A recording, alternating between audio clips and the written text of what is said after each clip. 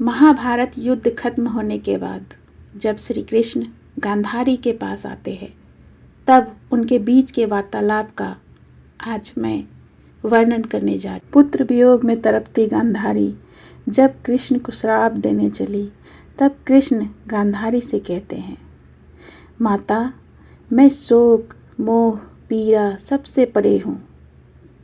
न जीत में न हार में न मान में न अपमान में न जीवन में न मृत्यु में न सत्य में न असत्य में मैं किसी में नहीं बंधा हूँ माता। काल महाकाल सब मेरे दास हैं, मैं उन्हीं से अपने कार्य सिद्ध करवाता हूँ। हे माता, युद्ध अवश्य संभावी था, जो चले गए हैं उन पर शोक मत करो, बल्कि जो है उन्हें स्वीकारो माता। वर्तमान को स्वीकारो माता, भूत दुख का कारण बनता है। कृष्ण की बात सुनकर गांधारी विलाप करते हुए बोली, कृष्ण तुम ऐसा कह सकते हो क्योंकि तुम माँ नहीं हो। कृष्ण तुम क्या जानो एक माँ की ममता, तुम क्या जानो पुत्र शोक की पीड़ा क्या होती है। तुम कहते हो मोह त्याग दो और ज्ञान बातें बतलाते हुए हो, तो जाओ कभी अपनी माता देवकी से पूछना कि पुत्र शोक क्या होता है।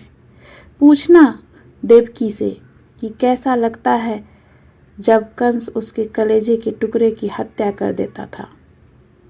पूछना जब उसका दूध उतरता था और बच्चा ना होने की वजह से जब देवकी व्यथित हो जाती थी, तब पूछना उसको कैसी पीड़ा होती थी। पूछना वासुदेव, कभी पूछना। ऐसा कहकर गांधारी धम्म से धरती पर गिर जाती है।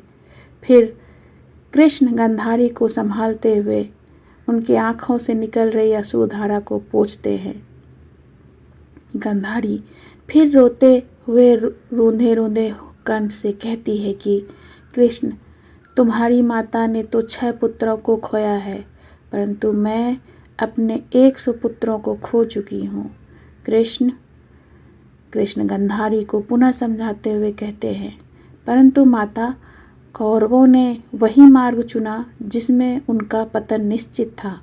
अब मैं किसी के कर्म क्षेत्र पर तो अधिकार नहीं जमा सकता, कर्मों का फल तो भोगना ही पड़ता है माते। गांधारी कृष्ण की तरफ अश्रुपूरित नेत्रों से देखते हुए बोली, ये कहना आसान है केशव, परंतु एक माता के लिए उसका पुत्र ही महत्वपूर्ण होता है।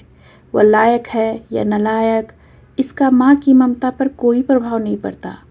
जितना दुख उसे लायक पुत्र की मृत्यु पर होता है, उतना ही नालायक पुत्रों पर। लोग कहते हैं कि तुम आदि ब्रह्म हो, लेकिन हो तो पुरुष ही, कलेजा ब्रज का ही रहेगा। माता पार्वती देवी होते हुए भी अपने पुत्र गणेश का शोक सहन नहीं कर पाती है। हे कृष्ण, कभी माँ बनकर देखना, तब तुम्हें पता चलेगा कि तुम्हारा गीता ज्ञान ममता के आगे कितना टिकता है। यदि मोह ममता ज्ञान का परियाचक है, तो तुमने इस मोह के संसार की रचना क्यों की। बना लेते अपने ज्ञानियों का संसार, क्या आवश्यकता थी मोह ममता के संसार के रचना की। तुम भी जानते हो तुम्हारा ज्ञान नीरस है, निर्जीव है, इतना यथार्थवादी है कि इससे संसार नहीं चल पाएगा। तभी तुम मोह ममता का सहारा लेते हो।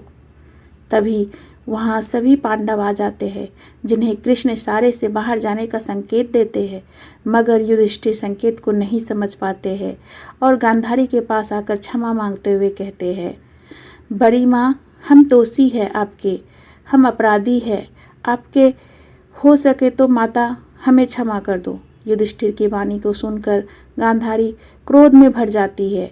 उन्हें दुर्योधन की टूटी जंघा, दुशासन की छाती को चीरकर लहू पीता हुआ भीम का स्मरण होने लगता है। कृष्ण समझ चुके थे कि गांधारी अब पुत्र शोक में पांडवों को श्राप दे देगी, इसलिए कृष्ण गांधारी का ध्यान पांडवों की तरफ से हटाने के लिए व्यंग कहते हैं, हे माता, टूटना ही था उस जंघा को जिसने आपकी पुत्र वधू का अपमान किया। उस छाती को चीरना आवश्यक था जिसने द्रौपदी के केसों को छूने की धृष्टता की। इन सब का विनाश आवश्यक था, अन्यथा इनके लिए किए गए कृत्यों को मानव अपना आदर्श बना लेते, जिससे एक शिष्ट समाज की कल्पना भी नहीं की जा सकती थी।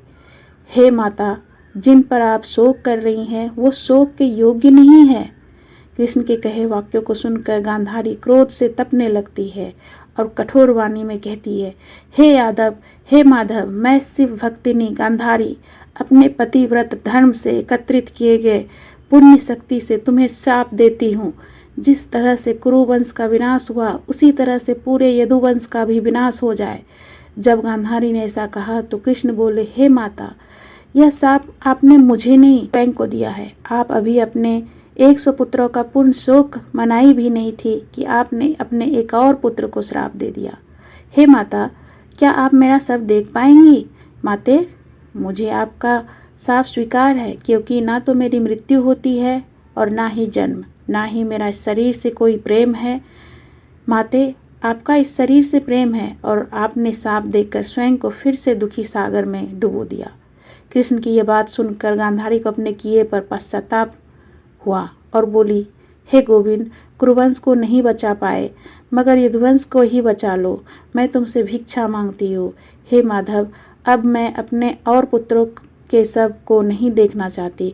कृष्ण गांधारी से कहते हैं, हे माते, ना मैंने कुरुवंशियों के कर्म पर अपना प्रभाव जमाया और ना ही मैं यदुवंशियों के कर्म क्षेत्र पर अपना प्रभाव स्थापित करूँगा। यदुवंशी भी अपने कर्मों का भुगतान करेंगे जैसे कुरुवंशियों ने किया। हे माता, मैं किसी भी स्थिति में धर्म का त्याग नहीं कर सकता। जय श्री राधे कृष्णा।